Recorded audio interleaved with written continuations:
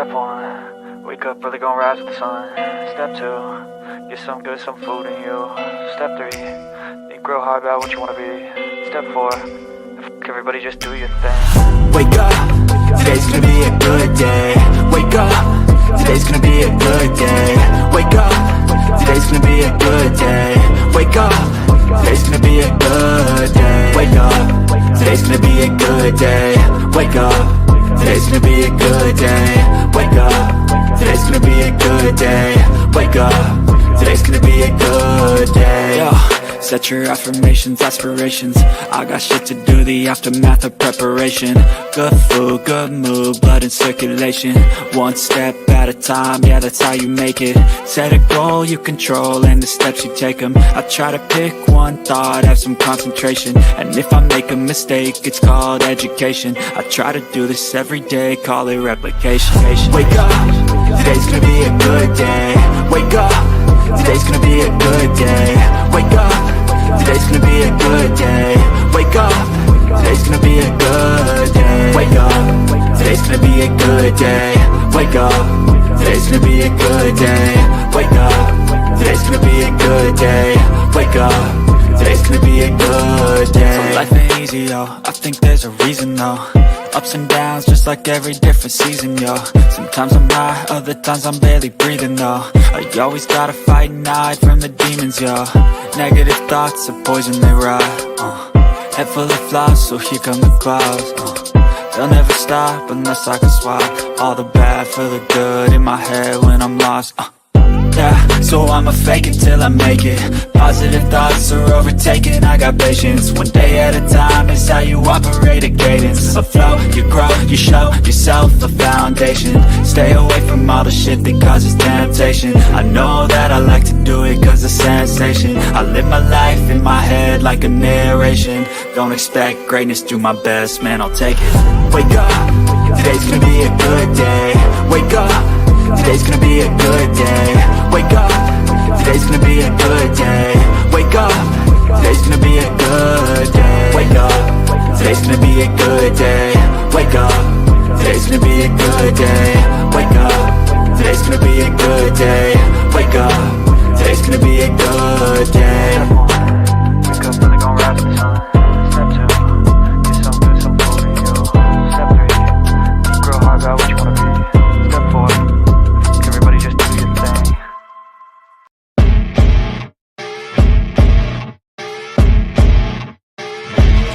As you wake up in the morning, you want to find the latest, greatest information about criminal cases and have an intuitive conversation about the suspects associated with these cases.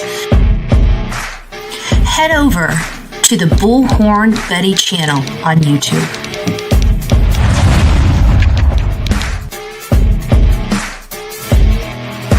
Get breaking news right here on the Bullhorn Betty channel.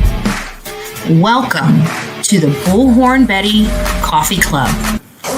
Enjoy your stay and enjoy your day.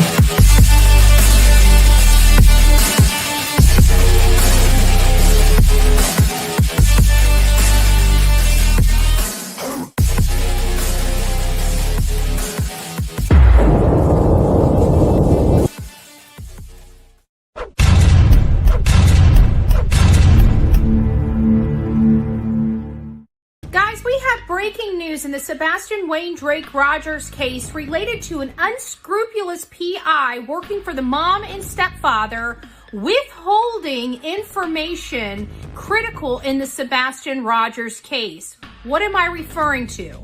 Sebastian Wayne Drake Rogers is a 15-year-old autistic boy that disappeared from inside his locked home where he was allegedly staying with only his mother. Somewhere in the middle of the night around 3 a.m., a lights video was seen on the outside of their home. What is that? It appears to be two people with a flashlight heading to an unknown vehicle on Stafford near the intersection of Kellen. We learned of this information when Nick Barrist dropped this video for the world to see. At this moment, we're hearing that this unscrupulous PI that works for the mother and the stepfather of Sebastian Wayne Drake Rogers knows the identity of those inside that very vehicle. I ran the story yesterday on my YouTube channel, and what I found out was that he had not turned that information over to law enforcement. So I brought that up on my live, and then he acknowledged my findings. We are now demanding that this unscrupulous PI, SF Investigates, turn all information over to law enforcement so it can properly be investigated. Please join our fight as we demand justice for Sebastian Wayne Drake Rogers. Hi, Bullhorn Betty. Thank you for my shirt. Welcome to the Bullhorn Betty Kids Club.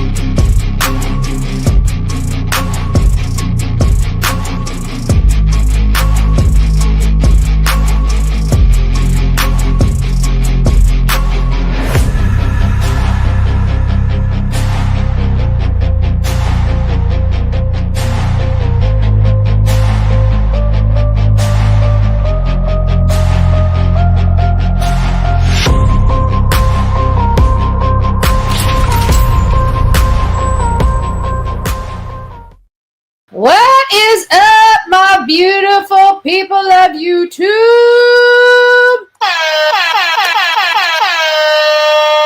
Welcome to Monday morning. It is Manic Monday. I just realized, you know why I sound so loud? I keep forgetting my microphone is all the way up to like 200. Does that sound better? Hopefully that sounds better. Maybe I can scream a little louder without burst in your ears. We'll see. We'll see. Good morning. Good morning. It is Monday morning. It is January 6th, the infamous, January 6th. January 6th. Andrea, thank you. Thank you. Guys, don't forget to tell Andrea thank you. She has been the one that has made two of the icons that are on our thumbnail yesterday as well as today. Thank you so much for that creativity. I love, love, love the work. I hope everybody's starting out well today. I wanted to go ahead and read today's Language of Letting Go. I thought it was fitting. In the world of blaming everybody else for people's problems, I think today is a great day to understand whose problem and whose responsibility we ourselves are to whom. Somebody else or to ourselves? Let's find out. In the Language of Letting Go, January 6th, it says, take responsibility for your life. Before you can jump out of a plane, before you can fly solo in a plane, before you can go whitewater rafting on a whitewater rafting trip, before you can take a bungee jump, you have to sign a waiver. The waiver is a document that says that you realize the dangers in what you're about to do, and that you and you alone have made the decision to participate in the activity, and that you and you alone are responsible for the outcome. You sign away your right to sue, whine, complain, to do anything except risk your life for a new experience. You sign a waiver to protect others from being liable in case of an accident. I think waivers are a good reminder that ultimately no one is responsible for my life but me. There is no one to blame, no one to sue, no one to ask for a refund. I make my own decisions. I live with the results of those choices every day, and so do you. It is your life. Sign a waiver saying that you take responsibility for it, yourself and others free. Set yourself and others free. God, help me understand the inherent power I have. Help me take responsibility for my choices and guide me about what decisions are best for me. So what is this waiver going to say? I understand that the course of my life, I will be required to make many decisions, such as where I want to live, whom I want to live with, where I work, how much fun I have, how I spend my money, my time, including how much time I spend waiting for things to get better and people to change, and whom I choose to love. I understand that many events that occur will be out of my hands, and that there are inherent dangers and risks in all decisions I make. Life and people have no obligation whatsoever to live up to my expectations, and I have no obligation whatsoever to live up to anybody else's. Life is a high-risk sport, and I may become injured along the way. I agree that all decisions I make are mine and mine alone, including how I choose to handle the events that are beyond my control. I hereby forfeit my right to recourse as a victim, including my right to blame, complain, and whine, or hold someone else responsible for the path I choose to take. I am responsible for my participation or the lack thereof in life. And I take complete responsibility for the outcome and consequences of all decisions I make, understanding that ultimately it is my choice whether I am happy, joyous, and free, or stay miserable and trapped. Although people may voluntarily nurture and love me, I and I alone am responsible for taking care and loving myself. Then you're going to want to sign and date that waiver. I think it's super, super important that people take personal responsibility in their choices and their choices alone. Blaming somebody else for a poor choice is a horrible decision in and of itself, but so is the poor choice. But the problem is so many people try to control others or are controlled themselves, but they are the ones that are truly in control of their own happiness. You wake up today, you want to be miserable. That's a choice you woke up when you chose to be miserable. If the life is falling apart, guess what? You find the beauty in the mess. Or you can look at the mess and say life is over and it's not going to get better. But that, again, is your choice and your choice to make. So I think today, the point of this conversation is everybody needs to be taking personal responsibility for themselves. And I hope you join me in signing the waiver for taking personal responsibility for your life and your life alone. All right, guys, good morning. Happy Monday. We're going to be getting into this. We have a few updates to go over, and then we're going to get into the meat and potatoes of the Sebastian Rogers case and the topic of conversation that we are going to be going over today. In the beginning of our shows, we take a few minutes and cover new cases, and we were just recently speaking of a new case, and it was the murderous and dangerous duo. If you guys were here with me that morning, put a 1 in the chat. When we were talking about the duo and the 65-year-old man, the two men that disappeared from the sober living environment, and a 65-year-old man was missing, and so was a younger man that was living in that sober living environment. And one of the guys and his girlfriends decided to go on this spree or whatever. Lisa B, always thank you. You were here. I know a number of you guys were here for that. And remember the Audi that the couple was driving before they unalived the 65-year-old man and took his vehicle? Well, that was that Walker guy, remember? And I said, I have a funny feeling this Walker guy is gone, like deceased, gone. I think they killed him and took his car. Remember me saying that as well? I was wrong. I was absolutely wrong. That person that they left, the Audi that they had, well, guess what? They found the guy that owned the Audi, and they have arrested him. That is absolutely correct. I thought he was a goner because these two, this man and woman, there he is, right there, caught under arrest. I know. I was saying no shit myself. The El Paso County Sheriff's Office announced that the body of 30. He was. No. Okay. Announced that the body of 37-year-old has been found, and the arrest warrant has been issued for individuals allegedly. So he is dead. I'm sorry. I misread that this morning.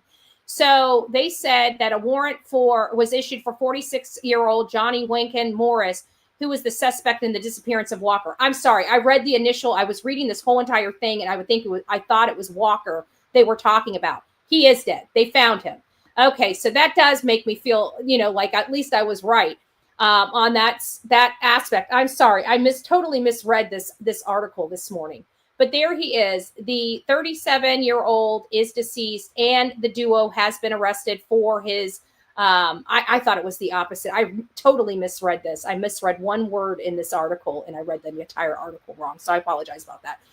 But the 37-year-old that I thought was dead, I thought he was arrested and taken to jail, and he was on the run. Come to find out, I just reread it. His body was found, not him. His body was found, and the duo, the Johnny, which was the male half of the two duo, I can't remember the girl's name. I've got it pulled up here.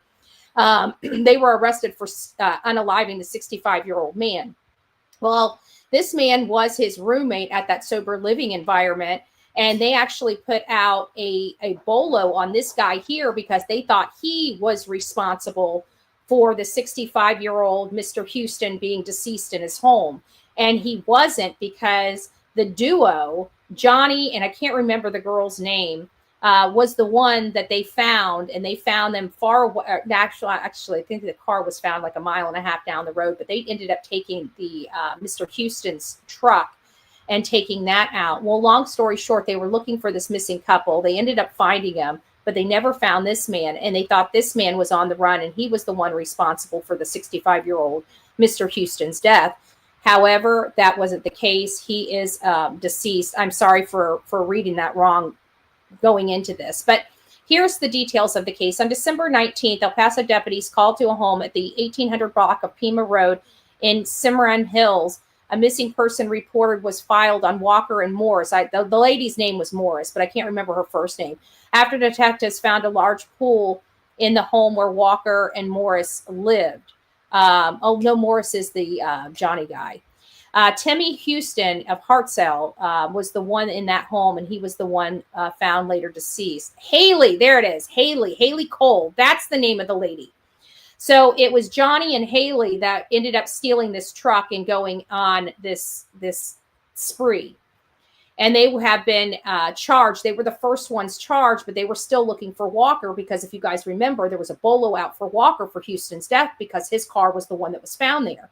Well, they finally found his body, and here it is. They found his body in a wooded area in El Paso County and identified him as Walker.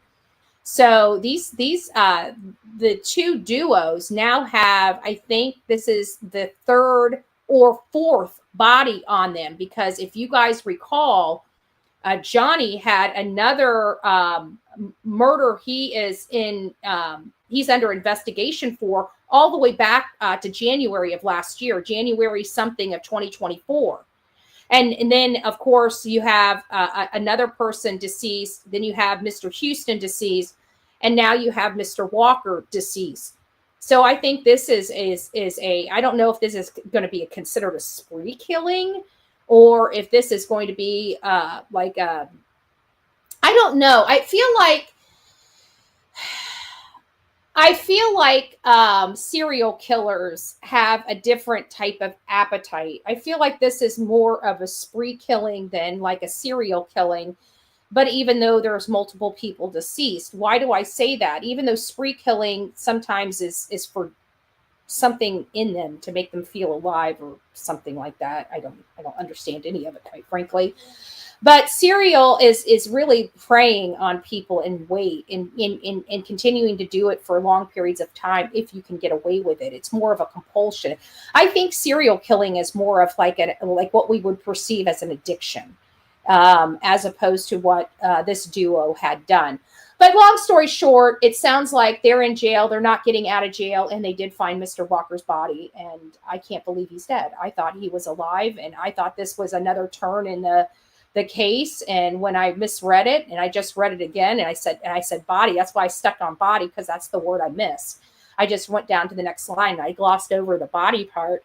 So I thought he was in jail with Haley and Johnny, but apparently not. He is deceased and he has been found. And he is, I think, number 3 or 4 on this couple. 3 or 4. So there you guys have it. That's it. Now, is this Gold Coast, Queensland, Spring Hill National Park? Hold on one second. Let me make sure that this is right before I go on to this one. Okay, that's not right. Okay, sorry. Okay, now here comes the sad part of our show. We were all here when we watched the New Orleans. We didn't watch the carnage. I think the carnage was well displayed on X, right? It was very horrific, I think, as human beings watched what one of our fellow citizens can do to other people. Outside of the Cybertruck explosion, and there was just very few people. I mean, few people were injured. I think they said 6 or 7 people were injured, but the only person that lost their life was the person that committed the terroristic attack. But it was much different in New Orleans. New Orleans was awful. It was gruesome. It was, I remember watching when he turned down on Bourbon Street. Everybody got out of the way except this one woman that was on her phone. And if she would have just been 2 inches away from where she was, I feel, it was awful. It was awful. I'm not going to describe it here for you guys. You guys can go over to X and watch it, but it was just awful. It definitely scars the brain a little bit. But this morning they started releasing, they've already released a few of the names related to this particular case.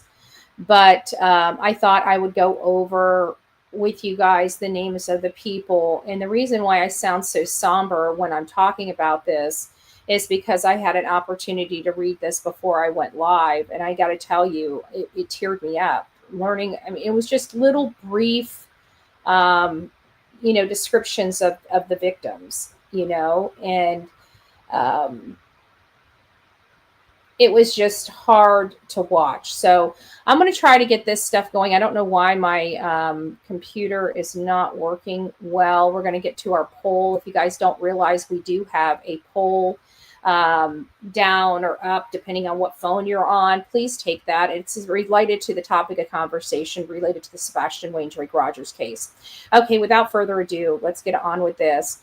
So this was the article that I read. British man and nursing assistant were the last victims identified in the New Orleans attack. So I didn't really read the whole article. I just went down the list to find the people. Some of them have photos and some of them do not. But we're still going to read from this point all the way to the end in its entirety, because I think all of the victims of this horrible domestic terrorist attack, I think they need to be heard. And I think everybody needs to know who they were, because let's face it, any of us could have been there, right? Our children could have been there. Our grandchildren could have been there. These are people just like me and you that woke up one day and probably some of them didn't even realize their loved one was in the area, So Latasha Polk, and hopefully I'm saying all the victims' names correctly. You guys know my Hooked on Phonics is a little broken, but hopefully I'm saying all of their names accurately and correctly, especially in their honor, because they're no longer with us. But Latasha Polk, a nursing assistant and mother of a teenage boy, was the last victim in the New Year's truck attack to be identified, according to her family, who gathered at a vigil Saturday evening to light candles. They said the coroner's office informed them Saturday morning that they had been looking for her and were grateful for closure. It was the wrong call we got, but at least we got the call, said Latasha's cousin, Sebastian Polk. He said he was all out of tears by the time he arrived at the vigil to honor his cousin, but he described being as close to her as a sister. The coroner did not specify the reason for the delay, her aunt Kim Polk said. Every time you saw her, she was smiling, said her cousin Courtney Polk, pressing her hands together in front of her face, holding back tears. It's hard, but we all see the love for her. Some of Latasha's relatives hold each other crying on the curb near a cross where they placed candles for her and other victims. This is another one right here. This Edward Pettifer, he was actually from Britain, and he's a British citizen, and he was also killed in this attack. He was 31 years old, British citizen, was identified early Saturday as one of the victims of the 14 victims killed in the truck attack. Pettifer's family said they were devastated at the tragic news of Ed's death and described him as a wonderful son, brother, grandson, nephew, and friend to so many. We will all miss him terribly. Our thoughts are with the other families who have lost their family members due to this terrible attack, the family added. The UK Foreign Office also said it was supporting Pettifer's family and was in contact with U.S. authorities. Brandon Taylor, 43, of Harvey, Louisiana, was killed when the pickup truck careened down Bourbon Street. Elliot Wilkinson, 40, of Slidell, Louisiana, died in the New Year's attack. Cecile Wilkinson said in a message, his little brother Elliot on Facebook was loved, and you will truly be missed. I know life was hard for you at times, but I wasn't expecting to get a phone call this morning that you was one of them that got hit in New Orleans in the French quarters, Wilkinson said in a post. This right here is Terry Kennedy. He's a retiree. After years of service in the service and maintenance industry, New Orleans native Terrence Kennedy spent his retirement doing what he loved, strolling down to catch the ever-present party in the French quarters. Bourbon is like a free party, his niece, Monisha James, told the Associated Press. He was enjoying the city that he had enjoyed for 63 years. James said her uncle liked to people watch around the French quarters and often spark conversations with strangers. That was what he was doing to enjoy his retirement, she said. Kennedy told his sister on New Year's Eve that he was going out. When he didn't answer the phone the next morning, the family spent a frantic day searching until the coroners confirmed he died in the attack. The family still doesn't know if he died from the car's impact or gunshot wounds. All they were told is that he was still alive when he got to the hospital. James, 43, described her uncle as a humble helper and handyman. Whether it was fixing up a house or playing with his nieces or nephews, he was always eager to serve others. Just a sweet, kind, loving, helpful person that would not harm anyone. Sadly, illness had affected his family in recent years. 4 of Kennedy's siblings died before him, including his sister who passed away a month earlier. The violent nature of Kennedy's death stunned the family on top of everything they've been going through lately. Right now, said James, they're supporting each other. Such a shock to our family. William Billy DeMeo, 25 years old, just a baby, from New Jersey, was a humble, gentle-hearted, so devoted to his family, and had a tattoo featuring all of his cousins' name, his parents told NOLA. A New York City-based account executive for a media company, Audacity, DeMeo was in New Orleans to celebrate the New Year's and see friends who planned to go to the Sugar Bowl. Tracy and Bill Medeo of Humboldt, New Jersey, told the news site his friends escaped injury. I can't imagine being with a friend and just watching that. I just can't. He was a good, humble kid, Bill DeMeo said. He loved life. Grew up in Long Island, New York before the family moved to New Jersey. He graduated from 2022 from Chestnut Hill College in Philadelphia, where he was on the lacrosse team and earned a master's degree. Wow. And he's worked for Audacity since 2023. Hubert. Look at that. Probably has never hurt a soul in his life. He was from Greta, Louisiana, was among the victims at the coroner's office said. Archibald Shaw High School in Marrero, Louisiana, posted on a Facebook about, I can't pronounce his name, I apologize, was tragically killed in a senseless act of violence. Here's another young person, star of a Christian. You can see Episcopal on his jersey, so obviously a Christian or faith-based college. He was gone. Kareem, 23, from the University of Alabama, freshman, when he was killed in the attack, a native of Louisiana and a graduate of Episcopal School in Baton Rouge. Badawi, I can't pronounce his name, had started at the Alabama University this fall. My son was full of life, his father said in an interview. Back home in Baton Rouge for winter break, he had gone to New Orleans with friends to celebrate the New Year's, his father said. After they saw the news of the truck, they tried to reach Kareem, but didn't receive an answer. I can't imagine that. Here's another one. Drew Dauphin. Drew Dauphin looks like a nice guy, 26 years old, from Montgomery, Alabama, died in the attack. Christopher B. Roberts, president of Auburn University in Auburn, Alabama, said in a social platform X that Dauphin was a 2023 graduate. These were young people, folks. Words cannot convey the sorrow Auburn family feels for Drew's family and friends during this unimaginable, difficult time. Our thoughts are with Dauphin's family and the families of all the victims of this senseless tragedy. Look at this young guy, Matthew. Tenadorio from Mississippi was killed in the attack, 25 years old. He was just starting life. He had a job of his dreams, his mother, Cathy, told NBC. It's just very sad. A GoFundMe was created by his cousin. He was an audio-visual technician at the Superdome. Wow. He was a wonderful kid. He loved people. He loved animals. He always had a smile, so many friends. This is the one, I believe, right here that I saw get careened over with the car in that video I was talking about. She was on her phone in the middle of the road, at least from the video I saw. This is the most one that resembled the woman that I saw get hit. And her name is Nikaira.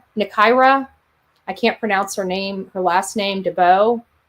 But Zion Parsons from Gulfport, Mississippi, has been celebrating New Year's Eve at his first night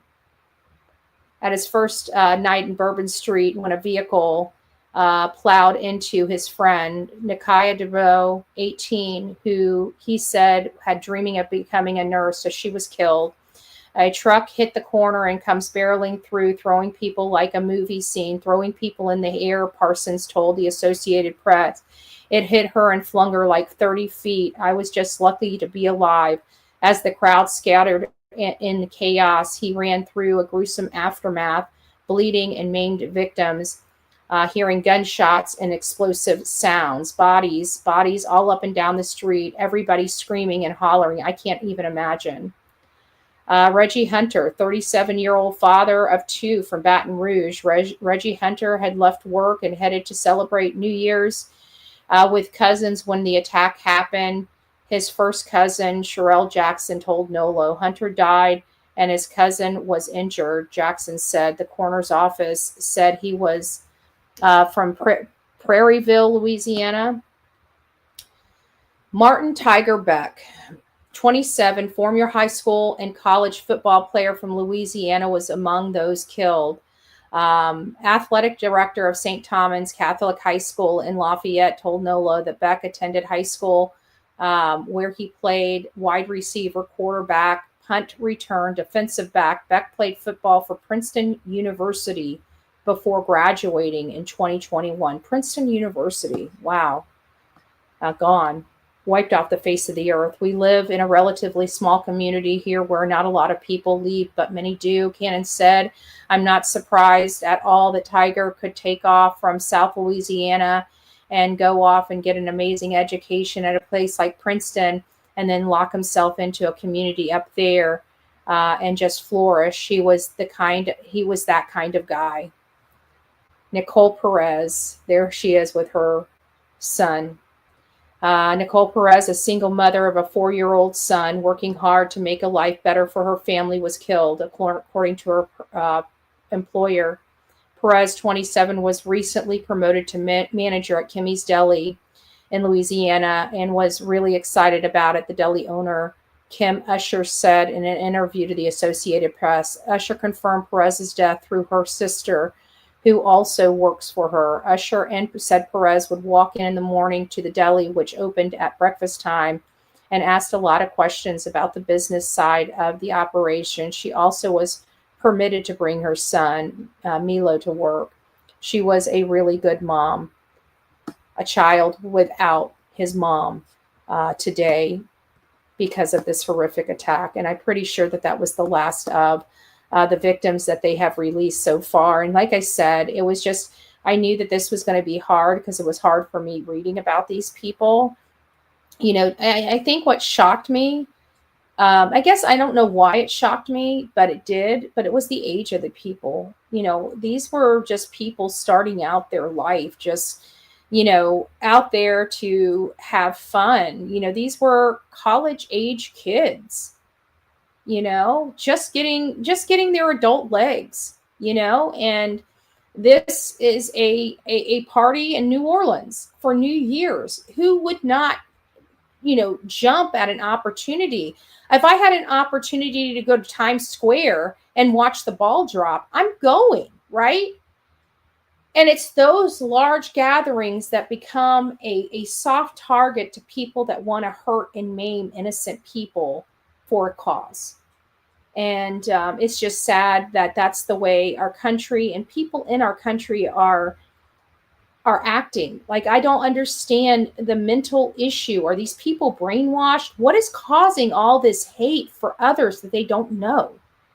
I know a lot of it's peddled online. I mean, you can just look here on this platform and see a lot of the reasons why we're in the state of affairs that we are in. But anyways, I'm just going to go through this real quick. This is a missing person out of Florida, 14 years old, from Lake County. If you guys have seen him, he is missing. Please reach out to any local law enforcement. This is for my Florida family here. We got a 14-year-old boy that is missing. I tried to find some more information. There's not a whole lot that's going on. But he was last seen at 3 p.m. on Saturday around St. Thomas Avenue in Umatilla, Florida.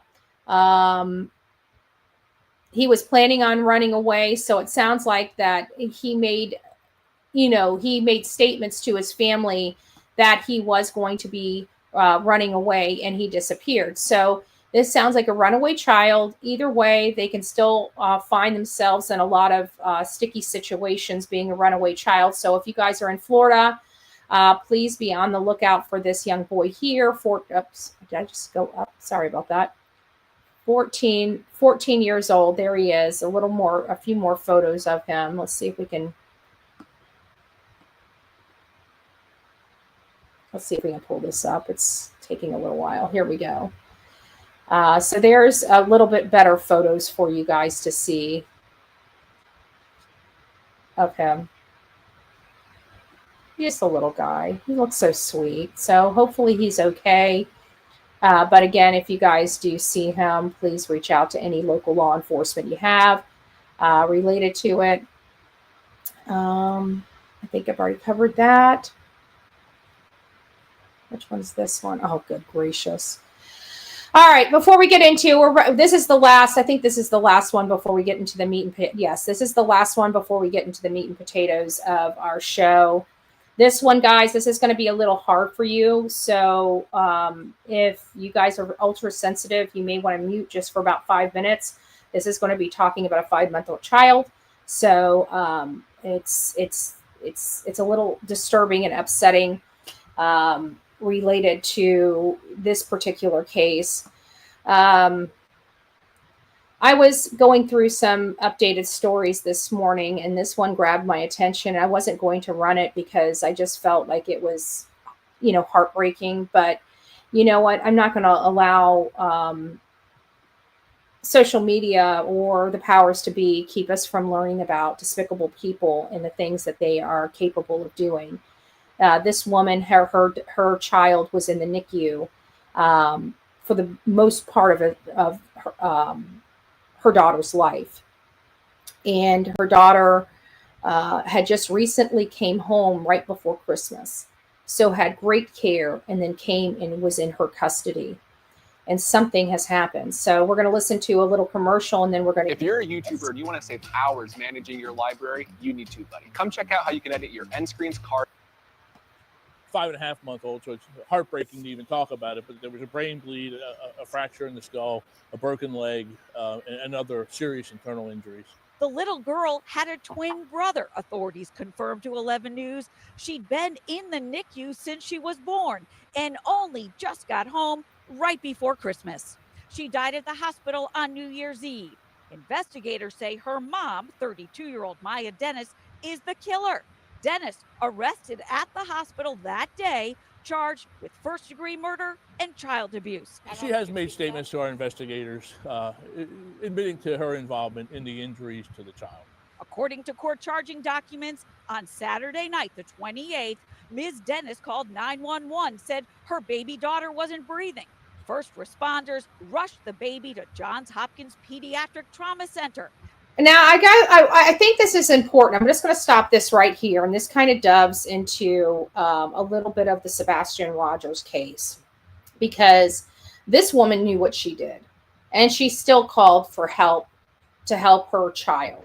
Just a mild observation from where I sit, okay? This person knew what she did and still called for help when she saw her daughter struggling. Not that changes the outcome, not that it changes her behavior, but I just want to let you know that even when parents lose their stuff, they typically still call to help their child. And I think this story is awful and horrible. At the end of the day, she still called for help for her child. And I'm not giving her any pass by any imagination. She's a despicable woman. I don't understand how anybody could hurt such a young child. This child wasn't even 5 months old. So I don't know. Let's just keep going on with it. I'll let me get you guys back here. And on Sunday morning, authorities say that medical team called the sheriff's office, saying that the injuries the baby had were very serious, life-threatening, and indicative of child abuse. Then our investigators responded to the hospital and initiated the investigation, talking to family members, including the father who was incarcerated at the detention center. And unfortunately, he learned about his child's passing from our staff at the detention center. That's got to be hard. So we definitely know it wasn't the father, but it kind of tells you, a little bit about the mother. Just a horrible, if you can make any situation worse, it's just horrible at every turn. And I think the problem if you're a YouTuber and you want to save hours managing your library, I think the problem I have with all of this is that there's a twin brother, and I don't understand, has that child been checked out? Because usually parents don't typically just abuse one child, they abuse multiple children. But with this child coming out of the NICU and her being a new mom, I will never justify it. Don't think I'm justifying it, but I just think that the child was probably keeping her up, and she probably lost her stuff. And people that are volatile and have brand new babies, that volatility typically goes to that child. It kind of is what it is, so to speak. All right, this next, we're going to be getting into Sebastian Wayne Drake Rogers. Sebastian Wayne Drake Rogers is a 15-year-old child when he disappeared. He has since turned 16 years old. There is no sight of him. There's no scent of him. The story we were told about him, well, you know what, give me just a moment. Let's listen to it for ourselves. But we were told that this child walked out of his home between midnight and 6 a.m. when this child was reported missing. Now, we've analyzed this case as much as we humanly can, and it is unfortunate, but most of the information that we thought was true at the beginning has not held water, so to speak. And so this next, we're going to listen to what the world, because this is really the first time the world has heard their story. And it was the green shirt interview. Yes, there was an interview prior to this green shirt interview that was had, but it was seen by so limited people prior to this interview that I'm choosing to use this interview. We've already, talked about the differences from the Dutch's interview to the green shirt interview and what have you. So we've already done that. I'm not going to go through that again. We all know that there's been a lot of inconsistent statements when it comes to what truly happened to this child and why we are so opinionated when it comes to this child. So let's go ahead. And I think it's right here. I wouldn't wish this on it. Okay. Well, yeah. So she started right in on them. Okay. So let's start. Say thank you for allowing me to come into your home to talk with you all. Obviously, everyone wants to hear what you have to say. And it's all about bringing Sebastian home and safely. So first, just express, I can't even imagine as a parent what you two are going through. How would you describe the situation right now? How are you coping?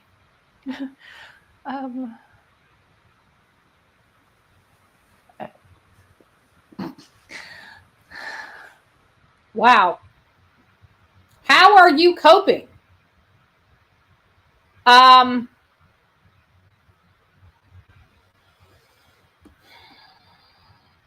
This is a problem for me. This is a problem for me on so many levels, just this first statement, because we just watched, there's a girl that's missing, allegedly ran away from home. Her mom and her stepfather were just seen on TV talking about it. I can't remember her name. I think she was from Texas. Do you guys remember? I could be wrong on it might be a different, it's a different one because I'm looking here and I don't see the people I saw. But there was a mom and a stepdad. Their child had run away, and this is just a true runaway, at least allegedly. Law enforcement are standing next to these people, so I have to imagine that their information is that this child had run away. And so they're dealing with a runaway child that was not happy. I think they're concerned about whether, maybe she has some mental health issues. Long story short, this just happened in the last few days. Las Vegas. Okay, Mickey Shell. Let me go there. Maybe that's what it is. Vegas. I think you might be right now that I think about it, because I was remembering thinking, I wonder if she was part of the Cybertruck thing, but I remember nobody was killed in that. So Las Vegas teen missing. Yes, I think that's it. I think you're right. Yes, these are the parents. Yes. You're right. You got it. Thank you, Mickey Shell. So let me go here real quick. Let me get to where I want to get on this.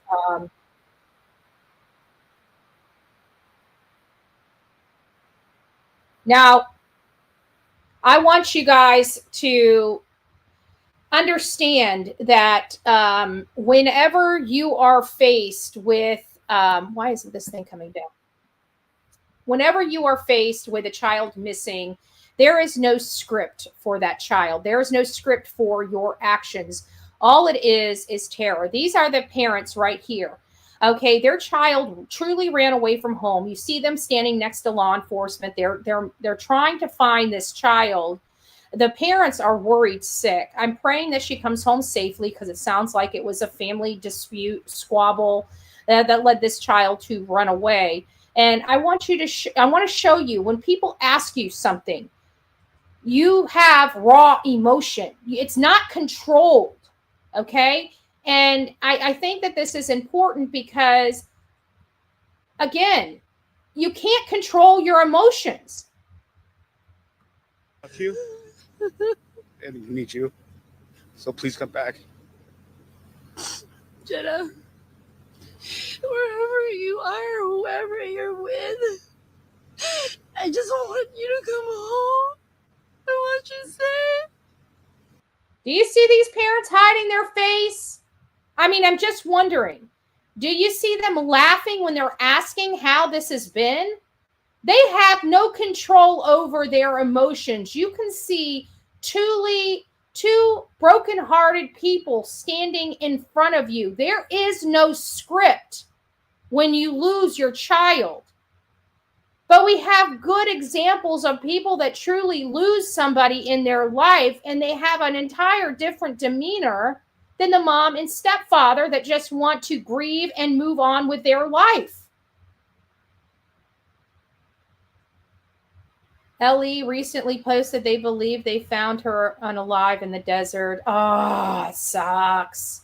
That's what the mom and dad, the stepfather, were worried about. I think they were worried about her mental health and whether she was going to unalive herself. Her mom was very, very upset here. I pray to God that's not the case. I pray to God that's not the case. But this is just an example, because I think an example needs to be had, because at the end of the day, this is what we've got from Sebastian's family, mom and stepfather. Now, remember, those people that you just saw on your screen was the mom and stepfather of that child. And here's the difference. You can imagine, as a parent, what you two are going through. How would you describe the situation right now? How are you coping?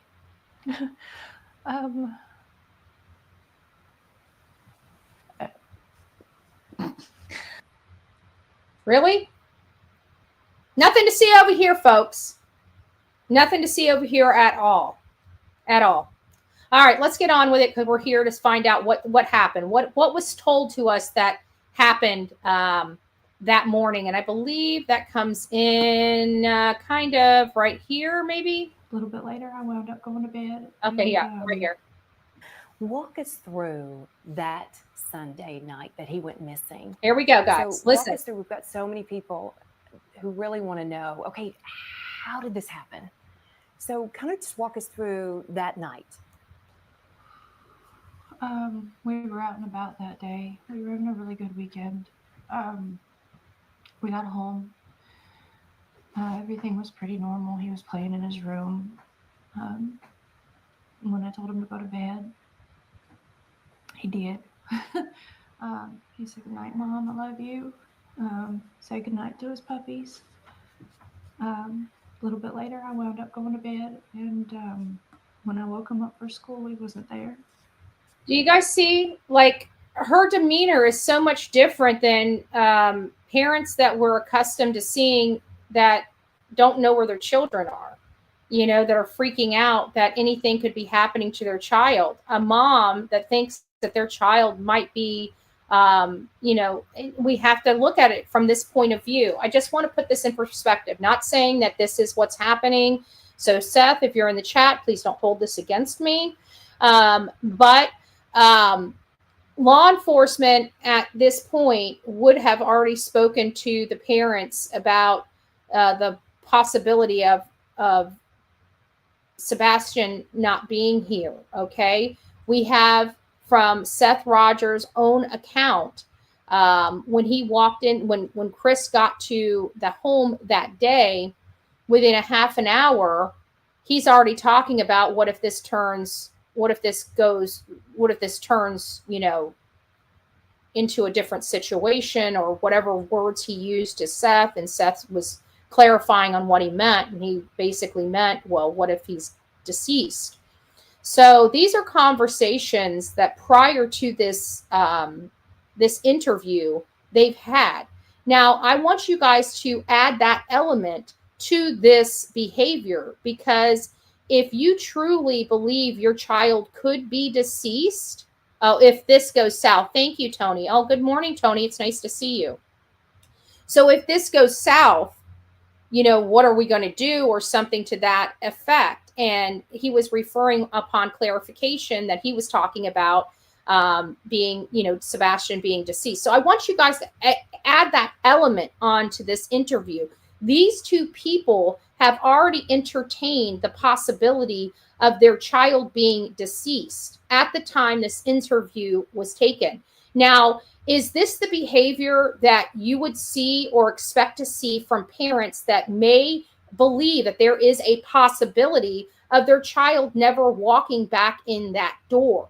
That's the behavior you need to apply to this interview, because those were the conversations that were being had behind the scenes. And this is what you get in front of the scenes with that information. And to me, I just don't understand. I don't see the audience members that I truly do know in this chat. I don't see any of you being able to laugh or even be able to barely compose. I mean, listen to that mother, right? She can barely talk. She can barely talk. And this is 4 days. 4 days after their child disappeared. You can see his nose is red. You can see his eyes are swollen. You can tell this man has been crying himself. You can hear the mother and you can hear that mother. You can hear it in her voice. She is highly concerned about her daughter.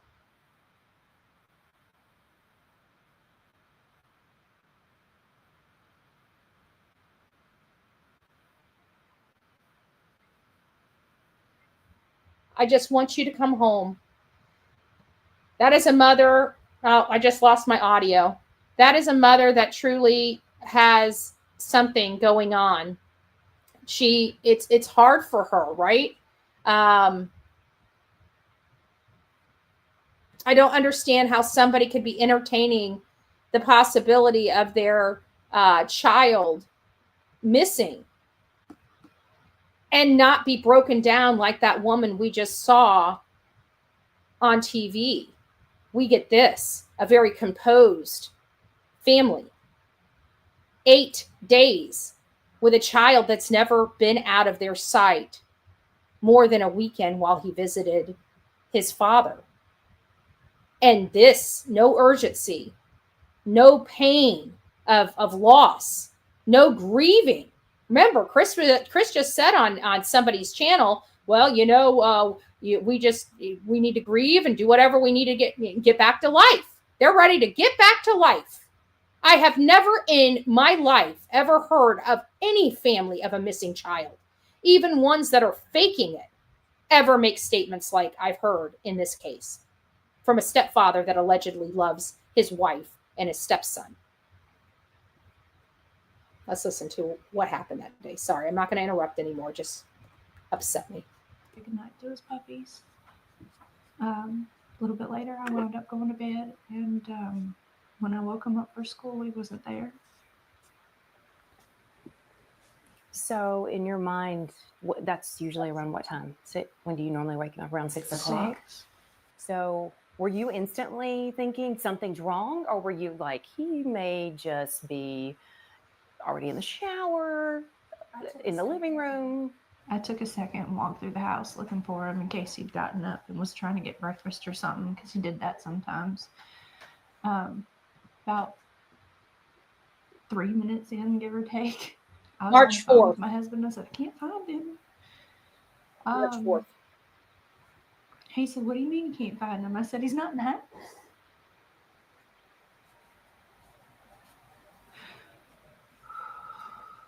And so at that point, is that when you call 911, or what's going through your mind? While we were on the phone, and I was like, is he on the other side of the bed? Yes. The normal places he may be in the house, you know, and he wasn't. So I was like, okay, well, hold on a minute. And immediately after that, we called the sheriff's department and made the report. I ran all over the house, outside, inside. I looked in every closet. Within minutes, they were here. They responded within minutes, and here we go. So you said you were. And I'm just going to stop right there just for a second, because we just heard the mother of Jenna, the child that's missing from Las Vegas, and she can barely keep her composure. And you don't hear them giving these details. They have a missing child. They want their missing child found. They're not giving. They gave details, but not that many details other than they want their child found. And if you notice everything that they said in that interview, they refer to Jenna as Jenna, or their daughter, their daughter's name. We have a hard time getting this mom and stepdad to ever refer to Sebastian as Sebastian or their son. It's always this boy, that boy. They may say Sebastian here and there, but do you ever you never hear them refer to him as their son, their child, their missing child, And I think that causes us a little heartburn in and of itself as well. On the phone with her, so you were not home. No, ma'am. Okay. I was at work. I'm a tower crane operator, and I was working in Memphis at the St. Jude project. So it's, I have an earpiece in that talks to my phone. I have another earpiece in that does the radios. So So you see how this is now getting away. I mean, we're only 4 minutes into this interview, and it stopped being about Sebastian after they started talking about the details of what happened that morning. Now he's going into explaining how he can't be involved and answering questions that aren't there. She just simply said, "You're not there." And it's a yes or no question. Let's listen to how this kind of transpired. You were on the phone with her, so you were not home. No, ma'am. So you were not home. No, ma'am. Okay. I was at work. Now he's got to explain everything. Okay, I have a problem with this. If you're at work, why do you need to explain exactly what you're doing? And why are you using so much detail in this aspect? But when any real relevant detail is asked, it's never answered. Let's listen to what he offered, because this was not answering the question. Her only question was, you were not at the home. And he's like, no, I was at work. End of subject, right? But no, he's got to use convincing language. This is where the convincing language, and I saw somebody talk about the behavior panel in here. And yes, I agree that I do not agree with the behavior panel, but I also believe that the behavior panel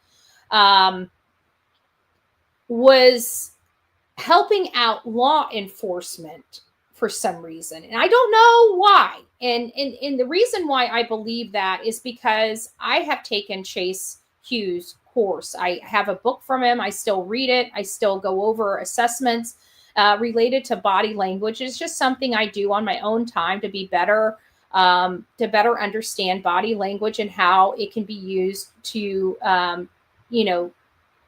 help with deciphering truth from non-truth. Okay.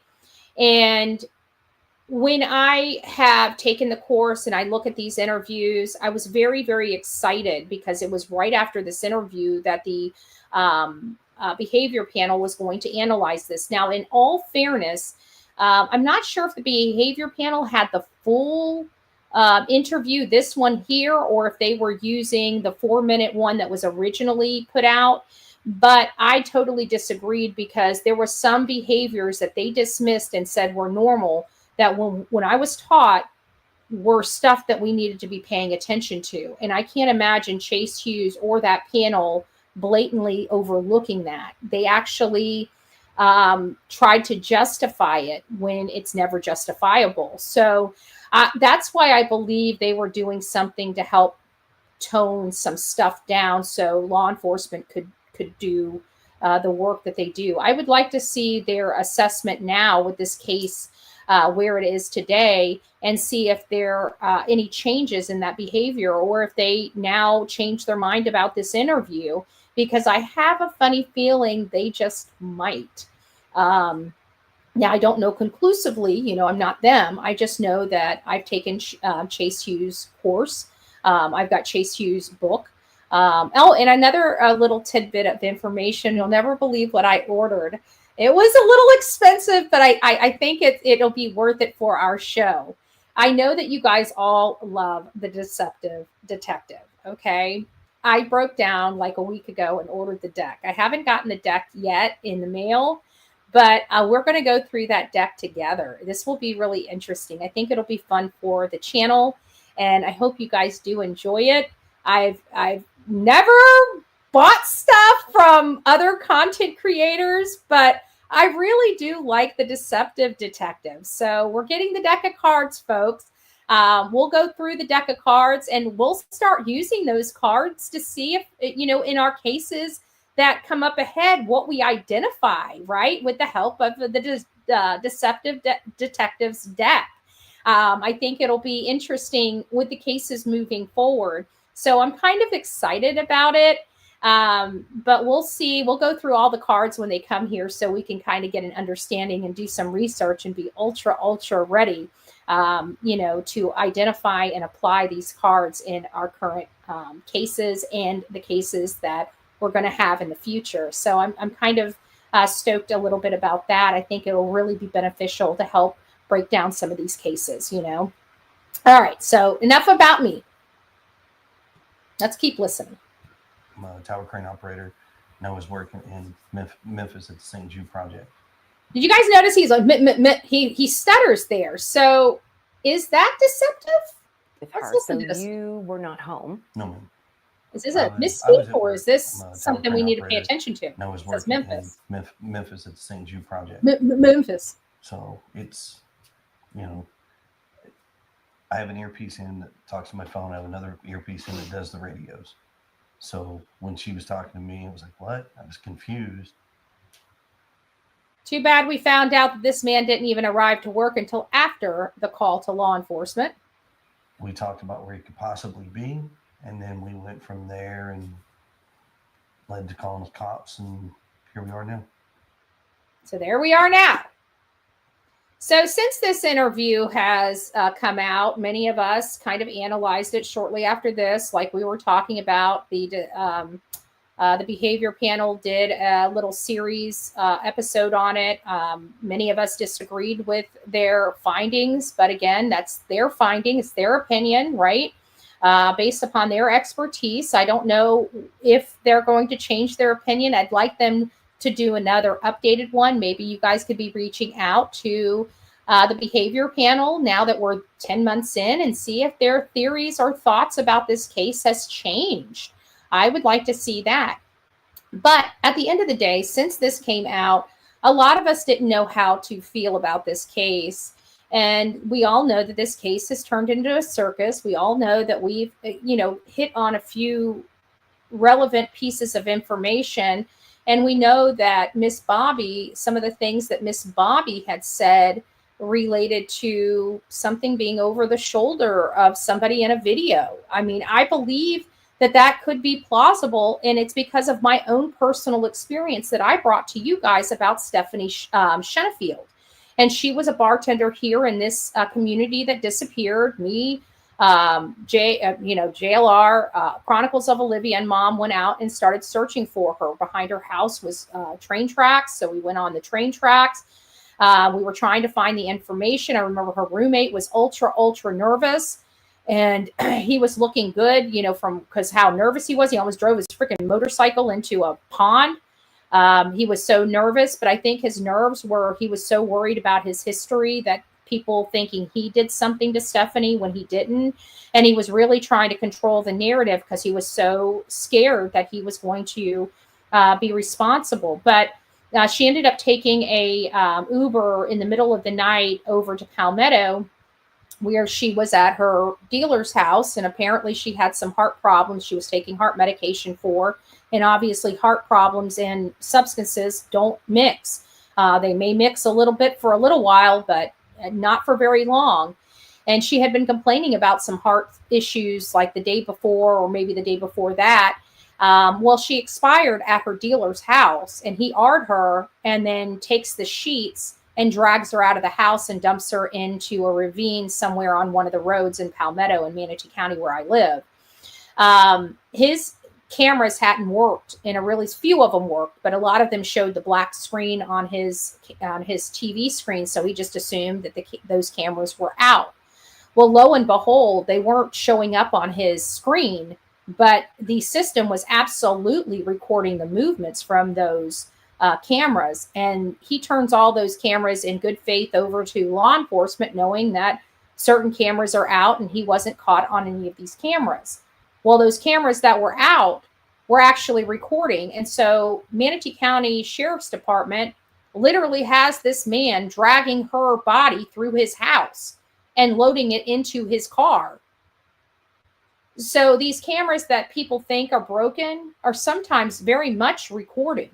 And that was a prime example. So when I heard this from Miss Bobby just recently in that smear release that she didn't even know she was being recorded on, she says something to the effect of cameras not working and law enforcement wanting to look at the cameras anyways, and them finding out that the cameras were recording and it had something on it that was very concerning, with a large lump or something that was unidentified draping over somebody's shoulders. That's very, very concerning for me. All this information, it appears that this unscrupulous PI had information about and has withheld that from the public and law enforcement. He hasn't been turning his findings over to law enforcement, even though this is an active and open investigation, which his clients have to be. This is just my opinion, my assessment of the case. Not that this is conclusive or factual, but his clients have to be the primary persons of interest in the disappearance of Sebastian Wayne Drake Rogers. I mean, just by policies and procedures of law enforcement, they would have to be primary persons of interest. They may not have risen to the level of suspects yet, but they have to be primary persons of interest along with a few other people that would have possibility access to this child that night, you know. So we've learned a lot that's been going on in this case. We've learned recently that there was 5 CPS reports that the mom and stepdad have been trying to rehome Sebastian Wayne Drake Rogers until October 2022. We learned from the Lord Lodge that, you know, in 2019, there was some movement to try to get custody of Faith. We learned that right after they started getting this house that they're currently living in, they started making another move to try to get Faith full time in full custody. And it seems like they were willing to sacrifice Sebastian to do that. They were willing to send him off and never see him again to some type of program where they could just wash their hands of him and have this new life with a child that doesn't have the problems that Sebastian does have. So you can clearly see the fight for Faith is directly correlated with the need to have Sebastian out of the home, despite what the stepfather has said, saying that this has no relevance and has nothing to do with the disappearance of Sebastian Rogers. We don't know if it has to do with the disappearance of Sebastian Rogers, but we definitely know it has to do with them wanting Sebastian to leave their home. Then we have the lights on the outside of their home, weird light phenomenon on the inside of their home. And then we have a missing child, 3 hours after these weird lights were seen on the outside of their home. And with the 5 CPS reports, the new revelation of them trying to rehome him since October 2022, then the unscrupulous PI, it's like a UTI, but it hurts all over, PI. So the UPI ends up manufacturing these reports that make absolutely no sense, and anybody with a nickel-sized brain could see right through the disinformation and misinformation campaign. That did not work. So then comes the pedo allegations against Seth from Chris's mom. That distraction yet again did not work. Then we learned that his truck could and possibly was in the area at the time he disappeared, and that was damaging to them. And now all of a sudden we have a search out in the woods to make him look like he's actually gives a shit and he's actually been out there searching for his stepson. And then we find out that now they're trying to plan B Miss Bobby. For those that are new and probably have seen my question and don't know how to answer it, For you all that don't understand what a Plan B is, in the legal sense, when you're dealing with a crime, a criminal case, and you don't really have a whole lot to defend yourself from, the best defense is a third party, okay? It's your Plan B. So when I say you're going to Plan B someone, that means you're going to accuse them of the crime that you yourself did. And so I do believe that they're trying to position themselves in a situation where Miss Bobby could be this Plan B or alleged Plan B. We know that that's not the truth. We know that that's not the case. It doesn't bode with any of the evidence that we've uncovered.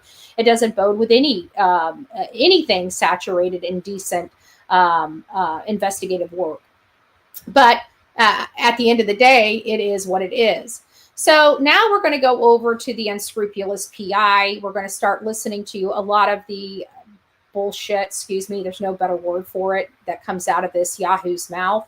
And so that's where we are right at the moment. So here we go.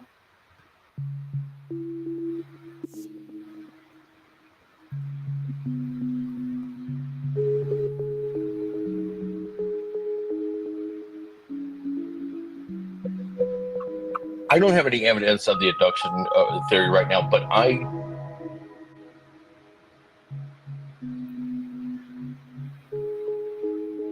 there's nothing. It's just like TBI and Sumner County say there's no evidence pointed out foul play.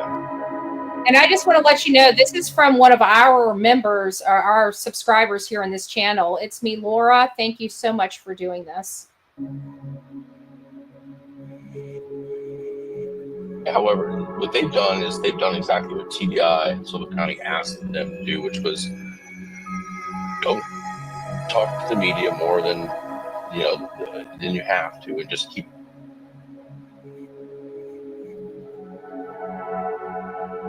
Now, I think this is important because Everybody thinks it's 50.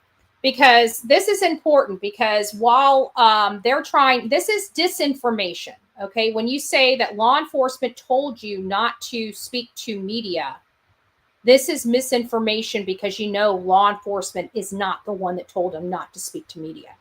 As a matter of fact, they wanted to make sure that that was ultra clear, that TBI actually posted the family's request online so they knew, so we as the public knew they're not the one advising these people. And I think it's because they've heard Chris on multiple occasions say that law enforcement told them not to do this and not to do that. And they wanted to be ultra clear that no, it is not them that is saying it, despite what this unscrupulous PI wants people to believe. Here's the actual statement from TBI. We have been requested by the family. Again, we have been requested by the family. We have been requested by the family. So the family reached out to TBI and said, hey, look, we're getting swarmed with a lot of media requests. Would you please tell them we can't speak on an ongoing investigation? Law enforcement would never tell anybody that. So what they did do, they said, sure, we'll be happy to let them know of your wishes, right? We'll be happy to let them know of your wishes. And so they state, we have been requested by the family to let local media know that they are not in the position to speak to or be available to media at this time. A TBI statement reads, we have been requested by the family. Not one time have they said, we have advised the family. We have advised the family. No, we have been requested by the family to let local media know. So this is a direct statement from TBI directly. Thought that was important to stop. Everybody thinks this $50,000 reward is some sort of pressure campaign. It's not. It's just a token gesture by the FBI. The FBI doesn't hand out money as a token gesture. Now, we all know that. This guy is an idiot, probably doesn't even have a college education. And we have an FBI, a retired FBI agent saying, do you know how hard it is to get a $50,000 reward for a missing child? This is not a missing child. So I'm going to lean on the person that has the education and the experience in the FBI to comment on this, not a Yahoo that's never even spoken to one FBI agent directly in charge or working this case.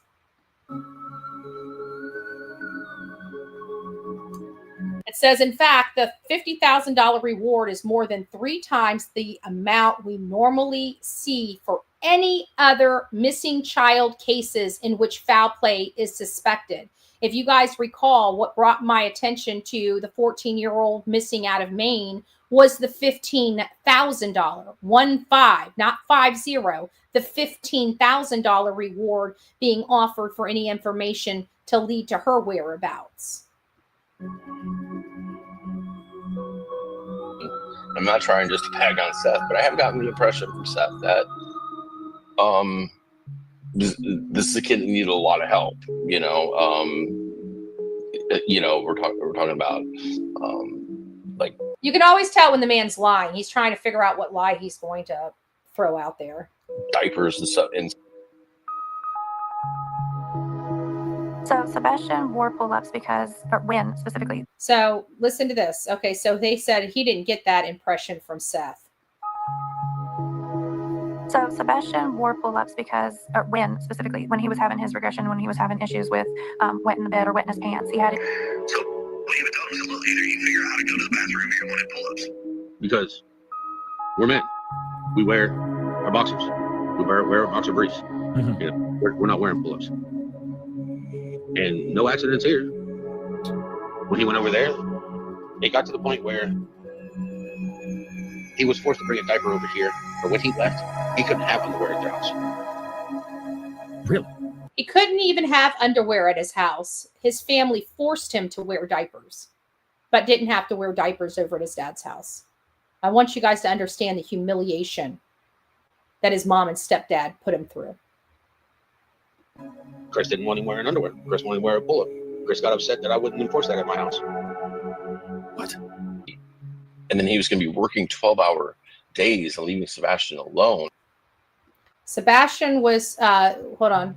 Let me get back there. I didn't stop it in time before it went. Sebastian was supposed to be starting ABA therapy, which is often 8 hours a day. So again, more lies from this unscrupulous, this UTI, UPI guy. Or would he have somebody set up there?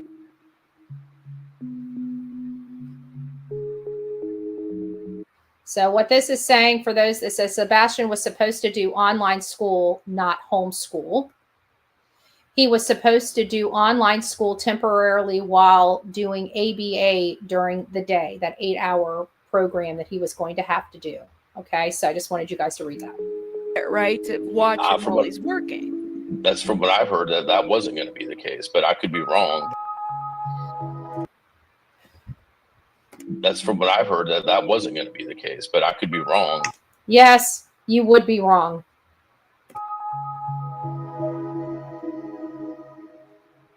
So ABA therapy takes place with a licensed behavioral tech, either in the child's home or in a therapy center. Again, 8 hours a day.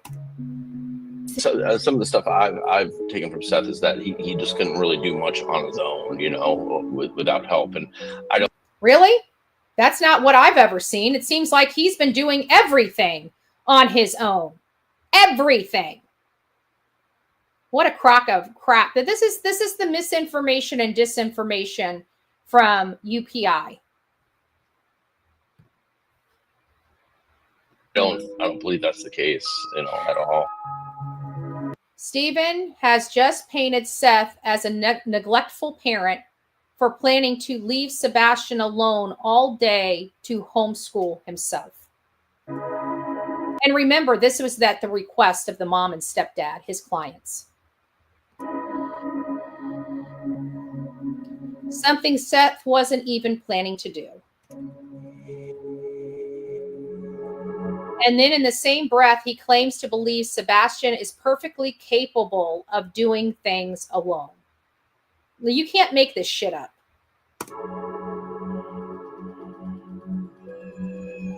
Unlike Seth portrayed him, he said Sebastian wears diapers. Unlike Seth's portrayed him when he said Sebastian wears diapers. Something Seth never said and vehemently disagrees with Chris and Katie doing. Putting my son in diapers, that's shameless. Which is actually one of those things that happens to children that are abused. And if he believes Sebastian, a 15-year-old high school student at the time, was capable of doing things without constant adult supervision.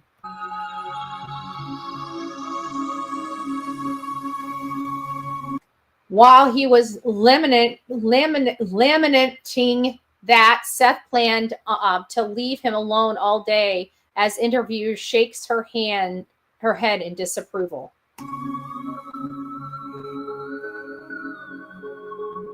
This is a prime example of his manipulation. Distorting the facts, inserting opinions, and he doesn't even believe it onto the new version, and intentionally creating confusion. I think it was even Or Seth none that said that they had to kind of like talk to Sebastian, something about like, you can't just make things up. No, that was Chris. Outside, she was Sebastian. Sebastian told his school about the abuse and they sent CPS, but Mr. Chris somehow convinced CPS Sebastian was wrong. Just because you get in trouble, you get punished. You need to understand when you go and you say things about people and you lie, you fabricate things and you make it sound worse than what it is, sir, you can get in trouble for that. SF seems to be more concerned about Seth's homeschooling than he is about CPS reports coming from the Proudfoot home, which he also tries to attribute Because I to think there's Seth. one against Seth too, where he was saying things to teachers, and teachers are mandatory reporters. That came from Chris also. So he goes to school, he tells the teacher, they're mandatory reporters. So the teacher reports it. That afternoon, CPS shows up to the house. Seth's only CPS case was reported by Katie during their divorce, not from Sebastian's teachers.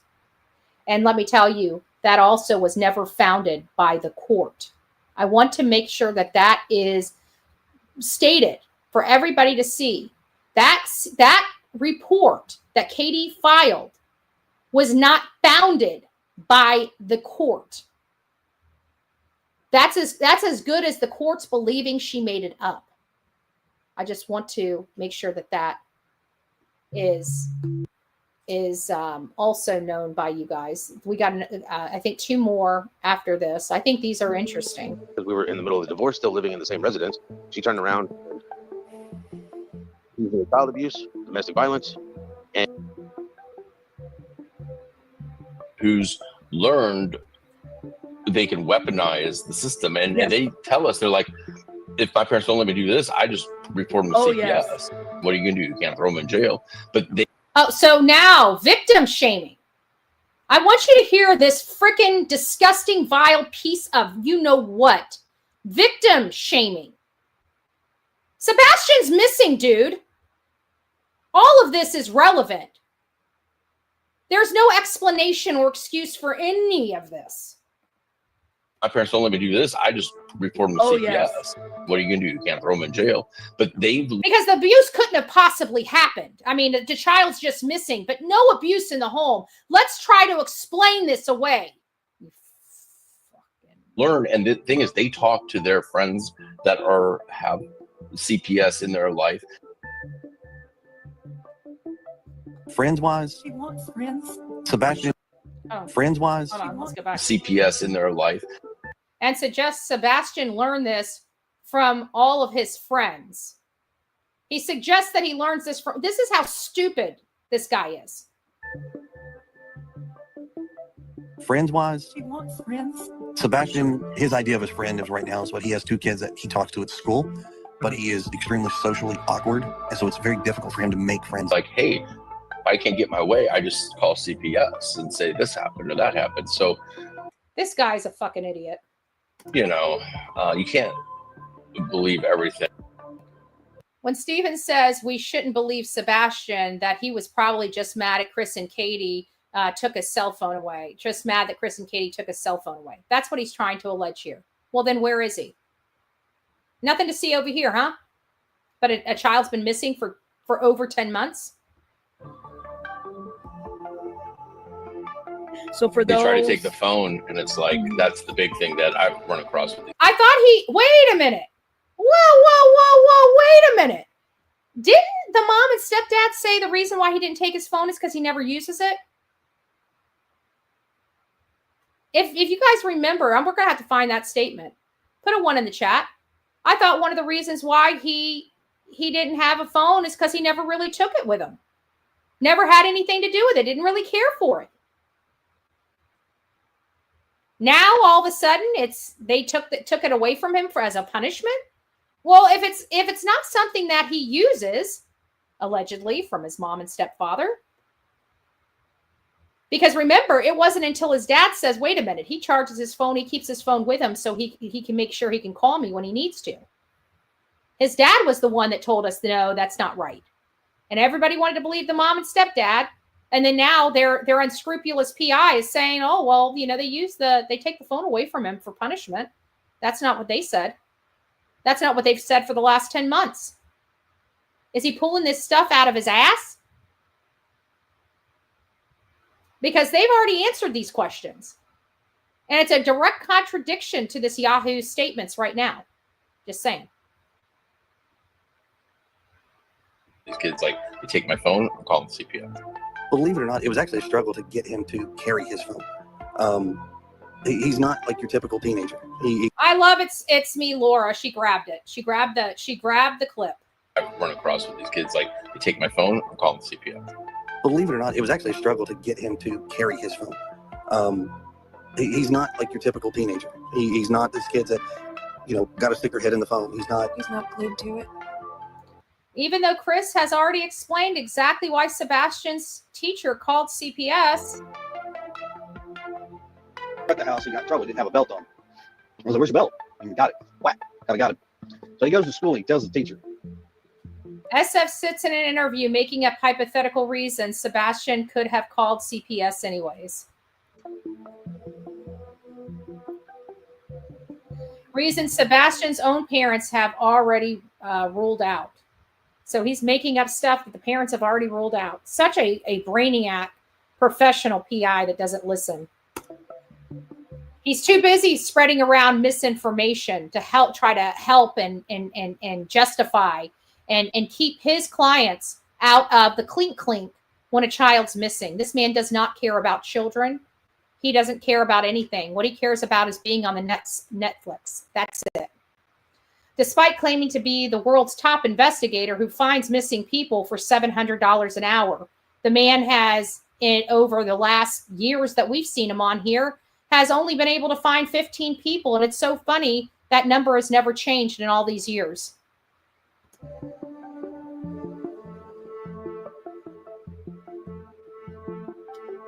He has managed to misconstrue every single piece of information he brought up in the 18-minute segment of one interview. We're asked, and I did start talking to Chris several months ago. So I've been talking. Couple months. So he's been involved for a couple months. He came in just to help them, just to cause misinformation, disinformation, and confusion in this case. What has he done to help advance this case? I just want to ask you guys, if you guys know what he's done, email it to bullhornbetty@gmail.com. Tell me what he's done to even advance this case. In him for a while. Well, he's already been talking to Chris for several months at this point. Now, I go by the couple months. He extended it. I think the first statement was true, but it sounded too new, so he had to say several. Sebastian Rogers case, SF, missing case, September 16th, 2024. There it is. And still doesn't even know the basics about the child he's supposed to be looking for. So what have they been talking about this the entire time?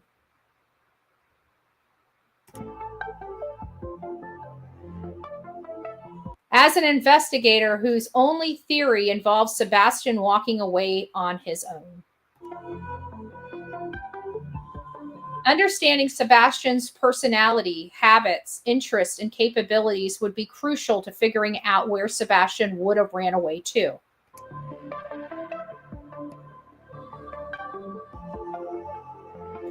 But even as recent as last week, he still doesn't know the basic things about Sebastian.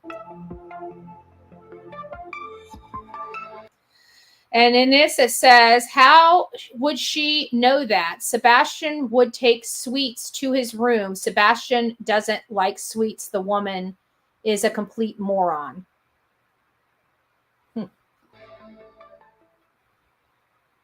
Okay. That was that one. We have one more left. He knows where Culver's is because Culver's has malt. He loves malt, extra malt. Doesn't like sweets. Remember, the last video was how he does not like sweets. Let's listen to what the mom has to say.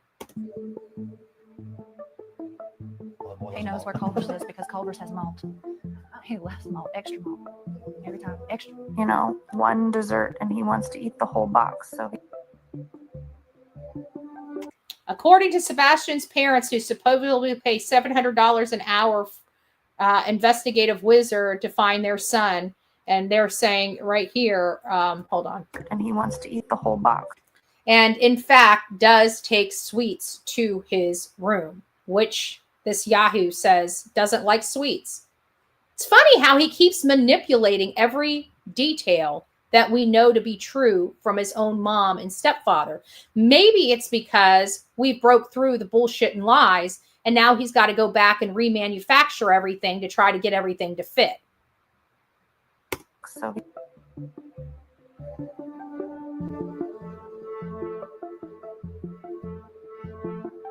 he gets up in the middle of the night and sneaks snacks. Yeah. Sits Danny in his room and hides the wrappers under his bed. Now, despite claiming just a minute ago that he believes Sebastian is very aware and capable. SF throws out a preposterous theory that Sebastian was trying to walk to school in the middle of the night. Maybe, was there like a school assignment due that he didn't have done and didn't have something for? Was he trying to get to his locker at school? Which would, of course, be locked. No one would be there. Was there something he was missing? I don't know if he's the kind of kid that's stressed out about assignments and stuff like that. If he was aware enough to recall an assignment he had due, surely he was aware enough to wait until the school was actually open.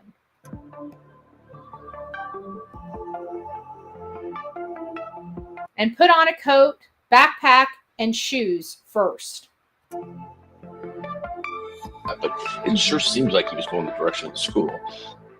And the only reason it would seem like he was going in the direction of the school would be the scent trail Chris described over and over again, which we now know never hit on Sebastian.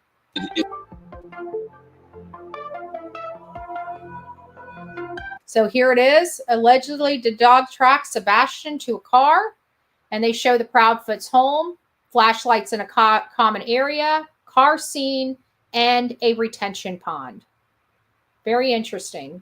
And that screenshot came from our beautiful hindsight.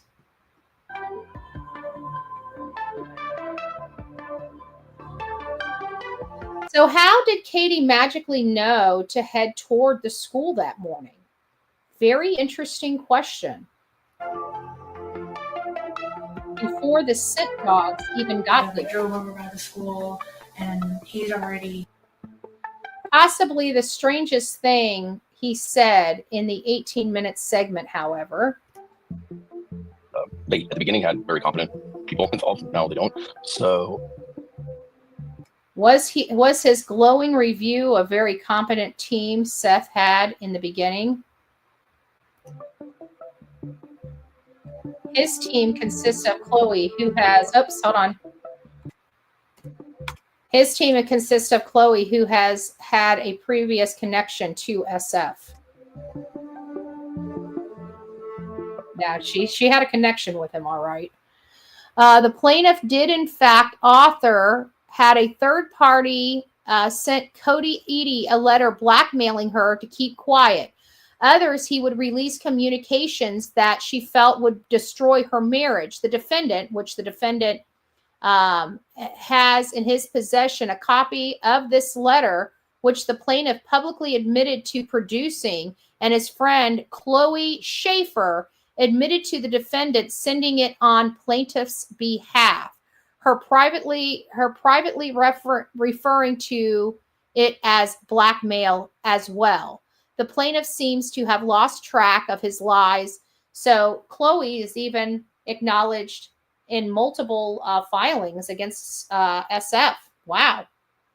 Told you she ain't good.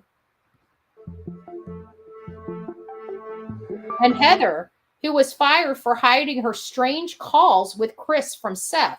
She was having something going on with Chris. Oh, and by the way, that 5:15, Chloe and Heather got that time from Chris. They didn't even look into it until we went, in fact, found that it not to be true. If Bobby told Seth anything of what he's told us, Seth opens his fuck. I promise you, it will never open again. Yeah. Among other things. There's Worshams. Right there. 4/22/2024, items were found behind Worshams. That one of the PIs was connected to the family in question. I gave the black sweatshirt a knife that I found behind Worshams to Heather Cohen after police would not take them. 4/23/2024, items were picked up by Heather. She ghosted me after that. And then a post from this unscrupulous PI says, Sebastian Rogers case, I received a call from Heather Cohen, a private investigator hired by Seth for Sebastian Rogers case, and we spoke about an hour. I cannot disclose the details, so please don't. So why even write a message like that? Who gives a rat's ass if you're talking to another private investigator? All it is just for people to ask him why was he talking to her. These people were so corrupted.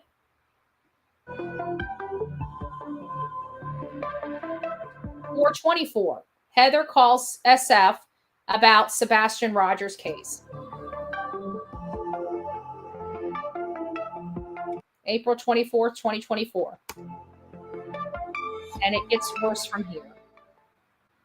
All right. And it gets worse from here. And I think that was the last of the... There's nothing. It's just like yeah, TBI I think that's the last. Sumner County. Sorry. I think that's the last of them. So I thought that was pretty good. Did you guys get, I thought it's me, Laura, thank you so much for putting that together. I came across it. It was very, very good from where I stood. It really, I didn't watch all of them. I was watching them live with you guys, a couple of them for the first time. And, you know, it doesn't really bode. This is a new guy I kind of been following on X. I didn't hear of him until a couple statements from Sebastian Wayne Drake Rogers. His name's Mike Damon. And I've been watching him, and he's been paying really close attention to this case as well. And I didn't know if he was just a new person that just popped up, but he's not. He's been around since 2008. He has more than 68,000 subscribers on his X account alone. And I really like his breakdown of things. And I just wanted to show you guys his page. So if you guys would like to be kept up to date with some good analysis, this would be great. He does break some stuff down.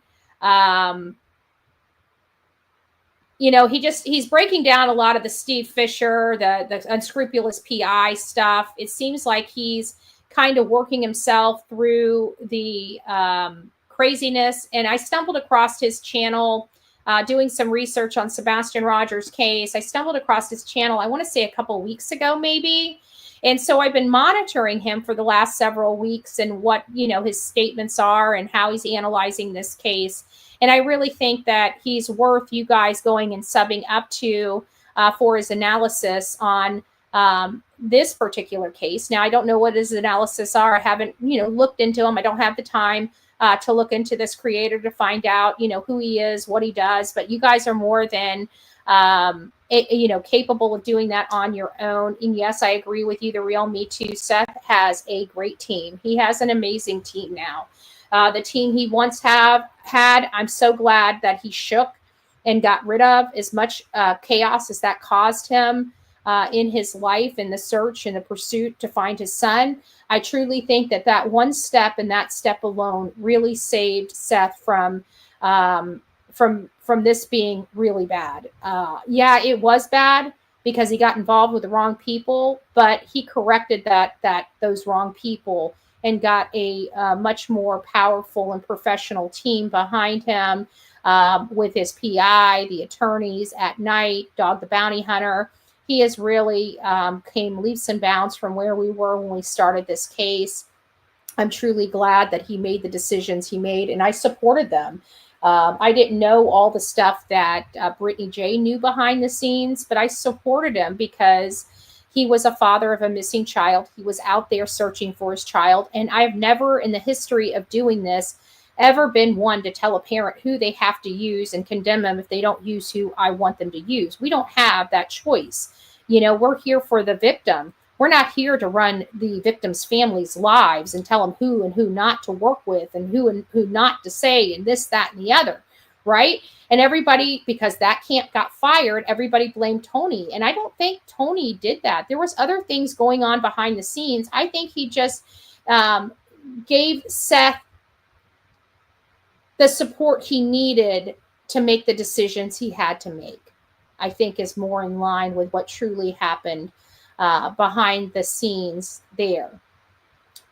Now, I have gone through Facebook to find out, is there any new information? And we do have a lot of people that have some stuff going on, but I want you guys to hear this. This is from Brittany J's last night. And of course, one of the reasons why we pushed our morning live out is because I haven't been sleeping well here lately.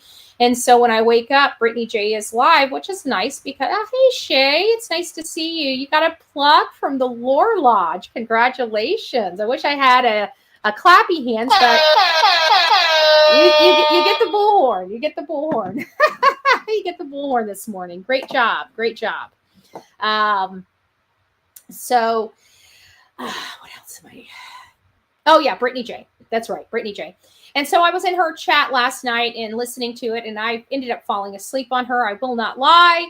But we got to this point in the conversation, and I got to hear it a little bit more. Oh, the Lore Lodge is awesome. Yes, it is. Yes, it is. But Shay got a very nice welcoming and actually a plug, not to watch Clues on her channel, but to go to Shay's to watch it on Shay's. Oh, I feel so bad for Lore Lodge because now he's getting beat up by the hate channels, and it just shows you how much people try to control other people's opinions. They literally think they can control somebody else. I'm going to tell the whole entire world right now, with 800 people sitting in my chat, you ain't controlling Bullhorn Betty. Okay? I follow the law. I know I follow the law, and as long as I'm following the law, there's not a damn thing law enforcement or a stupid judge can do about it. Okay? I'm sorry. There's just not. You can't throw somebody in jail because you don't like them. Okay? They actually have to break a freaking law. And these assholes out here are breaking the law right and left, doing God knows what up their nose, doing God knows what that they're not supposed to be doing. We follow the law explicitly. We are a law and order channel. We don't like the shenanigans. How these people can't, I don't know. Either way. Long story short, I was in Brittany J's channel last night, entirely too late. And this is the part that I left from, but I thought it was interesting and I wanted to show you. It doesn't look like we're going to meet our goal, so I have a little more time to kind of dive into this with you guys a little bit because we're not going to be able, I don't think we're meeting our goal. Let me see where we're at in our goal. Yeah, we only got one toward the goal. So, and we're almost to the end of the show. So I did want to go ahead. We have 613 voters in this, and I wanted to go ahead. We're going to pull the vote now.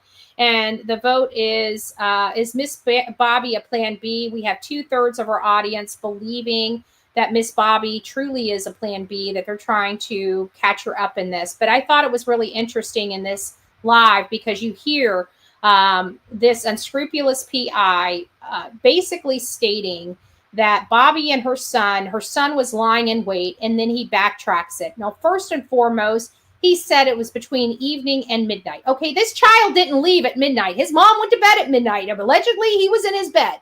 So if this kid went inside, whether he was lying in wait, he was inside and in his bed before Sebastian disappeared. Okay, if you want to speak logic to fact, that's kind of how it was all explained. So all it was a click and view moment for this Yahoo to try to throw shade on somebody that won't cooperate with him because she thinks he's an asshole. Okay, and that's just all there is to it. If you want, you quit being so fucking pompous, SF. You might get a little further. I'm just saying. Sorry for the cussing, y'all. I just get a little frustrated. Just saying. Not playing. All right, let's listen to Brittany J. People in the homeless community to say certain things, I guess you could say. You know, a lot of these are vulnerable people. There's a lot of mental health issues there, and you can convince people that other people have done things or whatever. And they weren't doing this out of they were doing this because they were truly trying to help what they thought helped Riley. But you know, I was having to kind of hold back. Oh God, I went back too far. Hold on. I'll take in the I remember she messed with us for a little bit. Let me get it right here. Does Sebastian have a secret bank account? It's a good question. Oh, I see you. I'm not even going to I'm not even going to respond to that. Nope, I'm not even going to. What? Say. So what did he say now? That all was interesting to me. I had not heard it before. I think what happened is thank you, Mandy. Crimson, and I'm not knocking her at all, but you know, she was kind of getting validated, and I think she just she dug in a little bit more, and then it became almost kind of abusive the way she was going after Bobby a little too. I think she should have just presented, but she let everybody form opinions. I don't believe that at all. She was encouraged. She was incited by the likes of all of them to keep going more. They were applauding her and congratulating her when she was dumping my recording from my attorney months ago. What was that back in August, September, somewhere around there? So they were supporting and encouraging her to continue to do this. Don't let them fool you. And that's, I think, where it went south. But it doesn't discount that there's some really important stuff in there, and that is Bobby created this. Bobby. No, she didn't. So he's blaming Miss Bobby for creating this divide that she did not create. The divide was created long before this. The divide was created within 3 days after this child disappeared when they got into a fight and kicked Seth out of the home, you know, which I've always maintained that fight was stupid. And it was just a distraction to find a reason to get Seth out of the house so they could probably talk about what they need to do. And they didn't want Seth hearing it. Remember, when Seth was there, they had Chris had a strict, agreement with all of them on exactly what they were going to say and exactly how they were going to act and exactly that they were going to be this front so Chris can get out of his problems, right? All of this has been controlled by Chris, and Seth really, in the beginning, said things aren't adding up here. Something's not right, and he pressed them on it. And they ended up throwing him out of the house. It wasn't over the GoFundMe. Who gives a shit? Two people killing their child, she doesn't have any proof of that, and police don't have any proof of that. I doubt that nobody has proof of that. A child just doesn't disappear without any evidence. There's evidence. I absolutely believe that. I've maintained that. My issue with law enforcement is how they handled this case at the first 3 days of the case. My problem's not with law enforcement after they got some scruples and realized they're looking in the wrong area. and started actually doing their job. You know, they were, well, I shouldn't say it like that. I mean, they were doing they were looking for a missing child. But at some point they should have known, especially after the dogs had no scent, that something was terribly wrong here, that this story does not make sense. And so there was already a divide long before this. I'm going to fast forward ahead just a little bit. Nobody asked me to leave. I didn't, you know, there was some woman, I don't even know if she's a real person, that said that, saying things like, oh, yes, I better not show up again at my house. Well, how come these people, In my opinion, that's horse shit. that don't seem to have a cell phone in their hand, or a cell camera, or a Ring doorbell? Say what? In my opinion, that's horse shit. Yeah. I don't believe him at all. I absolutely do not at all believe that every neighbor gave him information.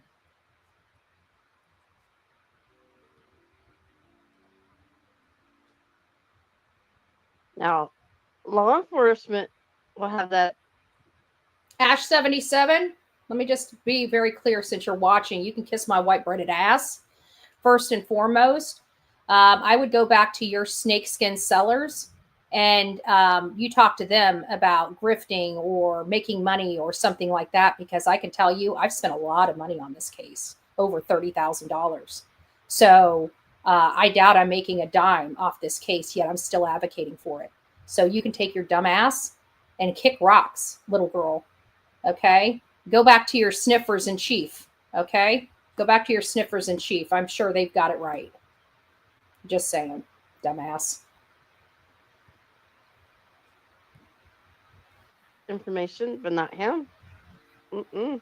What you will never see is a group of useful idiots provide accountability for the damage that they have done with their good intentions against you. I love that. And so we're going to end that there, y'all. I want to thank you guys for being part of the Bullhorn Betty channel this morning. And we are getting a little raw because I just don't really care. People here trying to justify people using illicit drugs while they're searching for a 15-year-old boy disgust me. You guys could never, ever be the quality of the Bullhorn Betty channel or the audience of our channel. At the end of the day, we are not scumbags, okay? You guys can sit there and label us all day long, but we put our money where our mouth is. These people in my chat support good causes. These people in my chat support good. They want to find this boy. They're not here for the smoke and mirrors. They're not here for the clicks and views. Neither am I. Do we need money to do the work we do? Of course we do. But you know what? I've always maintained you give your audience a quality show. You give your audience quality information. Those things will come. You don't need to force them. You don't need to manipulate them. You don't need to con or connive people. Doing good work gets good reward. Why? Because you're doing it for the right reasons, not the wrong reasons. Now, there's a lot of people on these platforms that are nasty, dirty, disgusting, vile, felons, criminals. It doesn't matter, right? They can all change their life today. They can do it tomorrow. They choose not to every single day. Let's go back to the language of letting go from this morning. You are responsible for you, nobody else. You can't control what comes out of my mouth. I can't control what comes out of the next person's mouth. All I can do is come here and show you guys each and every day the truth. That's all I can do. Whether you believe it, whether you do your own fact finding, whether you do your own work to find the truth for yourself, all I can do for you is bring the information to this channel and show you guys as much as I can. I can't change the way you think. I can't change the way you talk. I can't change who you hang out with. I can't change what you believe. All I can do is come here each and every day and show you information. And hopefully, if you don't believe it, you'll dive into it and do your own research, fact-finding, and common sense. That's all I can do. At the end of the day, the facts are a 15-year-old boy that's now 16 years old is gone. He's been gone for almost a year. The idea that this boy just ran away from home is untrue. period. People in that neighborhood didn't even know this boy existed until he disappeared. Those are facts you can't make up. To sit here and blame a lady down the road that only came out to the public to try to help doesn't change the facts of this case. He was inside a locked home where allegedly he was only with his mom. There's no evidence of forced entry into that home. And there's no evidence that this child walked out of that home. Those are facts that we can't dispute in this case. Blaming it on a neighbor down the road ain't fixing those facts. So my hope for you guys today is that you think of Sebastian, you pray for Sebastian, you pray for all those involved, but more importantly, you pray for the people that know more about this case. You pray that the weight of the knowledge eats at them every day. Because the only way to relieve them of that gnawing of their mind, body, and soul is to come forward and tell the truth. For these people, I know they're having sleepless nights with the image. I know these people have to be soulless if they haven't come forward all this time. But again, we take personal responsibility for ourselves, and you never know. Tomorrow, somebody may wake up and decide to do the right thing because it's the right thing to do. And I pray all of our prayers are geared toward just that. All right, guys, don't forget to be fearless. Again, if you see something, say something. An ounce of prevention is worth a pound of cure. Until next time, please be safe, but more importantly, kind to one another. God bless. From the East Coast to the West Coast, we are everywhere true crime is. We are asking for the public's help. We are searching in the woods. We are doing what it takes here on the Bullhorn Betty channels to find answers to the most alarming cases we have been watching on the news. I can tell you personally that I have traveled this entire country seeking these answers and bringing that content right here to you here on the Bullhorn Betty channels and Bullhorn Betty Crime Stories. We are happy with the work that we've done. We brought many answers to the public, and we have defied mainstream media in our pursuit of the truth in these cases. We will continue to work, we will continue to fight for these victims, and we will continue to tell their stories here on my channels. Welcome to the Bullhorn Betty brand of channels and the Coffee Club. Thank you for your love, thank you for your support, and more importantly, thank you for allowing me to bring these victims' stories to each and every one of you, advocating for each of these victims. God bless you. God bless America, and more importantly, God bless our victims.